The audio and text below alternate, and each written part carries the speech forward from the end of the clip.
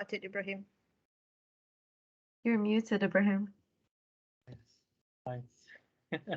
Yes, thank you again, everyone.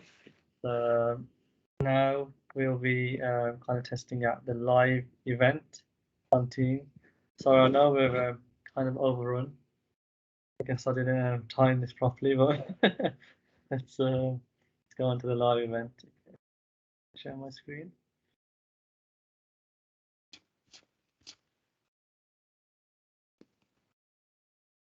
So similarly again, if we're on calendar, click the arrow here. Then we'll go to live event. Okay, so that's the title.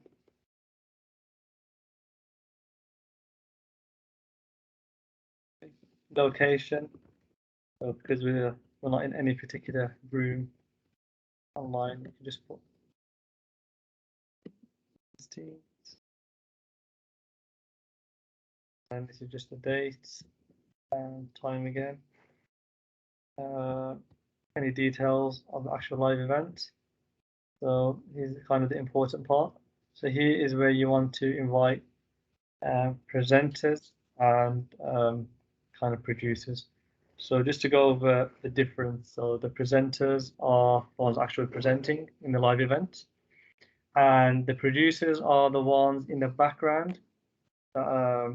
So we're kind of highlighting and we're controlling everything in the background for the actual presenters. So if you have any body who's obviously going to present, always make sure that they're presenter here.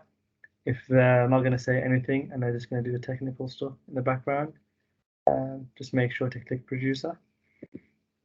So again, we'll have, let's have Huda as presenter, Leanne,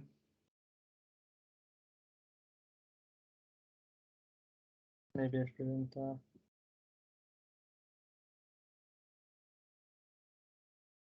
Najma as producer.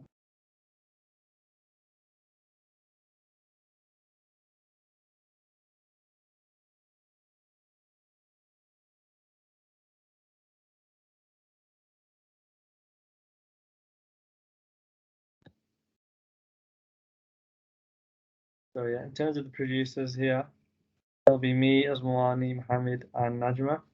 And the people presenting will be Leanne and Huda.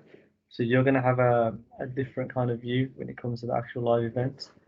But what we'll do as well, we'll give you the chance as well to be producers after this, so you can also see how it is from that side. So here you have allow external presenters. So if you have any presenter that's joining the live event that's not on our internal network, then what you just do is you'd click allow and you'd kind of type in their email address. So when I mean kind of external, I mean people that don't have an irworldwide.org email address. So this could even be a Gmail address or anything of that sort. So we could just kind of find them here. If I add Ibrahim to that, like even IR USA, IR Sweden, IR Canada, because they're not IRW, that means they're external. Yeah, exactly. So you can all add them into here. Just make sure that this is kind of ticked so they can join. Okay. Go to next. So we just have a few options here. So the live event permissions. If you click people and groups, this is just to specific people that you want to watch the webinar. So you can type in their email addresses. So you'd probably do this if you just had a specific live event with about 4 or 5 people or a team, then you can use that option. This is for organization wide, so everybody in your organization, they'd have to sign in, so they'd have to have the IR Worldwide email and they'd be able to sign in. What we usually do is we usually leave it as public. So when it's public, it's a lot easier for everyone to join because there's no sign-in required. So unless it's a CEO webinar, anything of that sort, that there might be information that is kind of I don't know, some sensitive or personal information they don't want shared. Then we'd click organization wide. For like 95% of the webinars, live events, sorry, we'll just click public. So it's just easier for everyone else to join, really. So just some of the event options here. So if you want the recording to be available to producers and presenters, leave that ticked. So these default already come ticked. I've done this. Recording available to attendees. So the good thing with live events are we don't have to actually manually record the session. It's automatically recorded. So if you just leave that ticked, it'll be recorded and it will be available to attendees. So captions, you can also choose different language captions. That's it's a really good feature if you have people from different countries and you want a kind of caption that when people are actually speaking, it'll come up in the languages you choose here. So you've got all these languages and it can be translated as well. So if you have a certain kind of demographic, certain country where they're kind of joining the webinar, you can choose to kind of translate it to that language. Q&A. So this is kind of a very important feature in a live event. We always use Q&As. And the reason for that is it's not like the webinar where it's interactive and attendees can kind of speak and you give the options to attendees to kind of verbally speak. With the Q&A, this is the only kind of source of interaction. So it's the only way that attendees can engage with us is via the Q&A.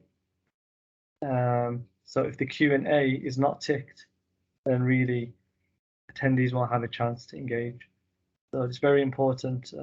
Always ensure the Q&A is ticked, even if you're not going to use it. Just always leave it ticked anyway, because there's no harm in having it there. So once we do that, you can schedule a webinar. Let's click schedule. So this is the attendee link. So this link you'll be sharing with all the attendees. Okay. For presenters and producers, they'll get a direct link to their email address inbox. So you don't have to send anything to producers or presenters. They get that automatically. Just for attendees, what we'll do is we'll copy this link. Yeah. I think most people. Yeah. Leanne, just to check, you've been on. Have you attended a live event before? Even at, right. So I think most people know what it's like to attend a live event. I don't think anybody. Yeah. Or many know what it looks like from the back end. So let's keep everybody as a producer, just so they can see what it looks like if you can. I think that would be really, really helpful. Yeah. I think just a point to be careful with this, the links and setting producers and presenters, because what mistakes that I've seen other people do is sending the attendee link to perhaps someone that you want to be able to speak, or vice versa. You send a link for people to speak, but you send to an attendee, so suddenly the attendee gets the back end and can speak and can do that. So that's the thing that you just need to be careful of. Like, attendee links are just for people who don't speak, and then producers get like that direct link because they have more control over the live event. And another point that I think I want to add, I think live events, Microsoft Teams is very generous. I think you can invite up to 3,000 people, something like that. So it's something insane. Yeah, like if you want to do a concert, this is what you do. You create a live event and people will just be quiet and listen to you sing.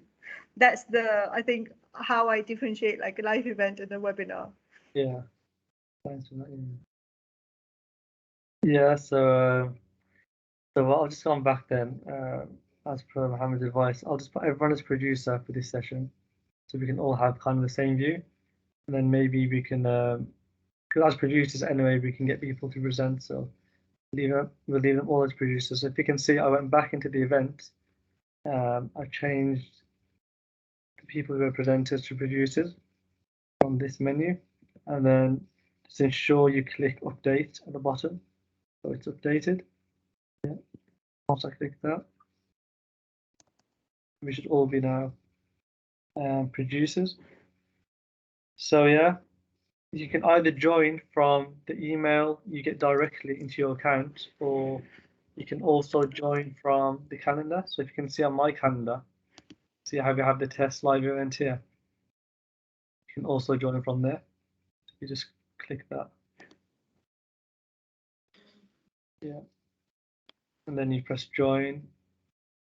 Oh, shall we leave this chat and all join the live event? What do you think? I mean, as soon as you join anyway, you'll leave this current chat. All right. But just Osmo, the last person leaving maybe also stop the recording if you don't use it. I was just gonna say that it doesn't allow you to join. It just says accepted for me.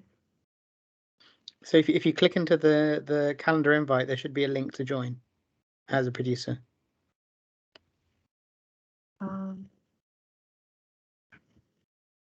Maybe if Mohammed you want to share your screen and show. Sure, 1 minute. Let me just get it up.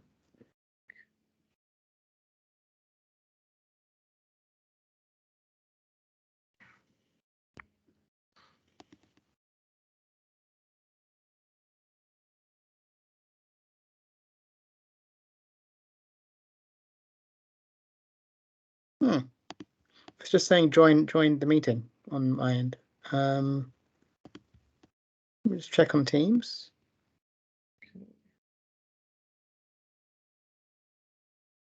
I'm not sure if it's probably because we're in this lobby or us having any. Oh, here we are. Right. So let me share my screen. 1 second. Ibrahim, can you unshare? Yeah. Let me unshare mine. That's it.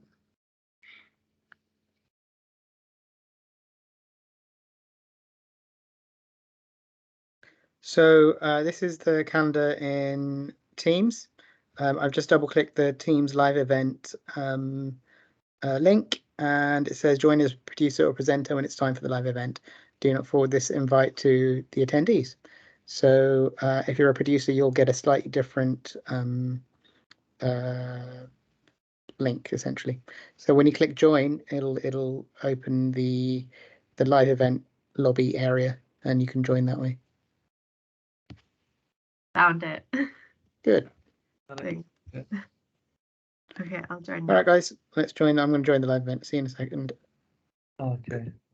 I'll stop the recording now.